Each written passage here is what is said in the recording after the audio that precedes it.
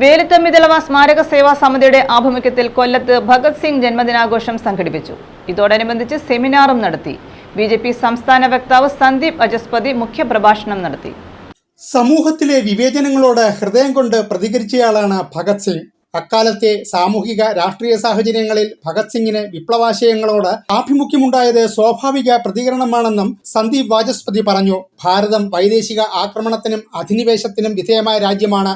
ഉത്തരേന്ത്യ വിദേശ ശക്തികളുടെ ഒട്ടേറെ പടയോട്ടങ്ങൾക്ക് വേദിയായിരുന്നു. ഉത്തരേന്ത്യൻ സംസ്ഥാനങ്ങളുടെ പിന്നോക്കാവസ്ഥയ്ക്ക് കാരണം നിരന്തരമായ യുദ്ധങ്ങളായിരിക്കാമെന്നും സന്ദീപ് വാചസ്പതി പറഞ്ഞു.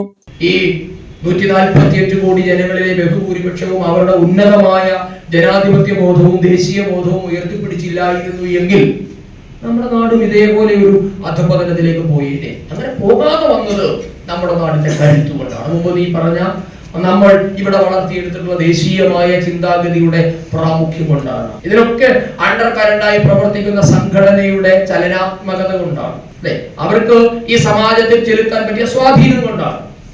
ഇത് പൊളിറ്റിക്കൽ മാത്രമൊന്നുമല്ല, ഇതിന് പല ഡയമെൻഷൻസ് ഉണ്ട്.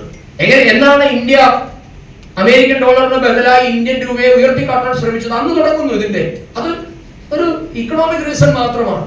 അപ്പൊ നിങ്ങൾ കണ്ടാൽ അറിയാം, ഇന്ത്യ പെട്രോളിയം മേടിക്കാൻ തുടങ്ങുന്ന പല രാജ്യങ്ങളുമായി ഡീല് നടത്തുന്നത് എങ്ങനെയാ?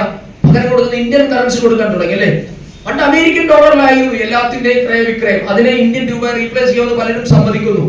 സേവാ Samiti chairman S Deepu, general secretary doctor E Chandrasekharakkurup, secretary Narendran എന്നിവർ സംസാരിച്ചു.